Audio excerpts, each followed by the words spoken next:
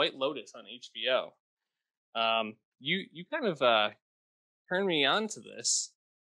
How did you come about this? I think I just saw on the calendar, honestly. I didn't have a whole lot of knowledge going in. I didn't even watch the trailer. And, just thinking about it, created by Mike White, whose last show for HBO Enlighten had Laura Dern. It's like about 10 years old. I actually didn't really have a relationship with him. I knew him as like a supporting character in School of Rock. I didn't realize he actually just wrote lots of stuff, including School of Rock. And now this is his second show for HBO, pitched during the pandemic, set at a fictional Hawaiian resort featuring the resort staff and some wealthy patrons visiting the resort. And through one episode of six, I think it's a pretty solid hook. Some familiar faces in the cast: Alexandra Daddario, Tasha Rothwell, Sydney Sweeney, uh, Connie Britton. There's people we know. But yeah, I think it's definitely intriguing through an episode. Yeah, you didn't even mention Steve Zahn, who just goes full frontal in the first That's episode. right. Just a close up of his Franks and Beans. And man, I agree with you. I think this is a show that really came out of nowhere for me, like I kind of alluded to. I'm totally in after this first episode. There's a lot of intrigue. I think the tone of the show seems like there's a lot of like there's almost like kind of a mystery to this, right? Like what's gonna go wrong, what's gonna be awful. They start off by uh saying that there was a body being loaded onto the plane out, and so you're like, okay, someone might die. There might be a murder involved potentially, maybe something else. Seems like there's gonna be a lot of really funny aspects to the show, while also balancing some pretty tough topics. It seems like potentially um, uh, cancer, and diagnosis like that. It sounds like there's uh, Fred Hetchinger plays a young man who's on the autism spectrum, and it sounds like that's going to be a part of contention, or at least something going on with Nicole and Mark, played by obviously Connie Britton and Steve Zahn, like we mentioned. And then all the stuff with Jake Lacey and Alexandra Daddario. Really interested in that, and then the interplay of Sydney Sweeney and Natasha Rothwell with Alexandria Daddario. Uh, Very interesting setup. Which of the storylines are you most invested in? Mm. Yeah, I feel like people criticize this a lot now. It starts in media res, like you said. When they flash back to 1 week later, whatever it was. Don't know if I need to know that somebody is going to die uh, in the events to follow.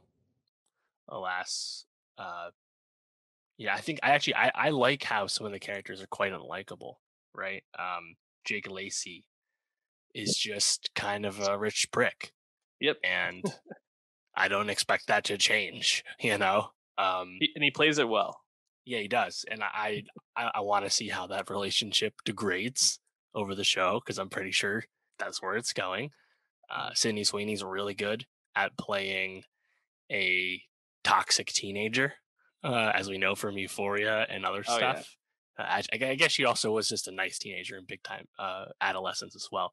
But she's going to play teenagers for a little while longer because she still looks quite young, even though she's in her 20s. So I think she's was really good in that. Like, God, like the way her and her friend were dressing down to Dario at the pool in the first episode is just yeah.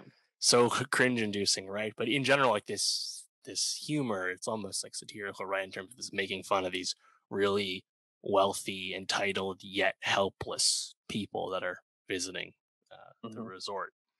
And through one episode, I also really liked Murray Bartlett as Armin, the manager of the White Lotus Resort. Yeah. Really fun performance. Yeah, really fun performance, and also I think the juxtaposition of Jolene Purdy's Leany, the pregnant trainee at the White Lotus, against all these people who, like you said, are so rich and on vacation, and she's working while pregnant and goes into labor while working, feeling like she couldn't even share. um, that this was going on for her because she was afraid of getting fired. Just is like a very it seems like this is going to be a theme where they're kind of juxtaposing the real world people and uh, the people who are visiting. And actually, just a quick thought is I think now that COVID has obviously started to uh, subside in certain areas as people become more vaccinated, uh, the travel and the tourism of Hawaii is booming at the moment to the point where they're actually shutting water off to certain residents in some areas or encouraging them to stop using certain water so that they can feed the resorts. So it's actually kind of bringing to light a real world issue, kind of in a sense of the Ridiculous. tourism versus the people living there. And not as explicitly, obviously, as that, but it's something to just kind of, I think, a nice tie in. But Mm. looking forward to the rest of this. It's only 6 episodes, like you said, so we'll be talking about it early or mid August. Would you go to a resort like the White Lotus? Is the resort your type of thing when going on vacation? Hmm. Good question. I've never been to one. I thought about it. Me neither. The stories I always hear are like you get out of the airport and you're driving there and you just drive through some incredibly impoverished areas, and that I think that's hard to sit right with me in a sense. When you're going to this resort and you kind of go through these walls and it's like, oh, all your problems on the other, all the real world problems on the other side are gone. But a lot of those areas also, it does create jobs for people there. So there's a balance to it, I suppose. Well, why is it not your thing though? I just think when you go into, especially Hawaii, Hawaii is such a beautiful place with so much to do. To Mm, just go and chill at a resort, which yeah, isn't actually that different than any other resort that you can go to, that's just true. feels like a waste of money to me. Like, go out and actually enjoy Hawaii. Yeah, Like, that's true. don't sit in a damn pool. Like, what's the point? You can do that at Yeah, home. yeah, you can go to a pool anywhere. I agree with you. That's a good way to look at it. I know that you're also a like a avid hiker and things like that. So I'm also Hawaii is just the a fan perfect of spot. Airbnb. Like, why don't you stay in like a real place? Yeah, That's just how I am. absolutely. Um, we'll be talking about White Lotus as it wraps up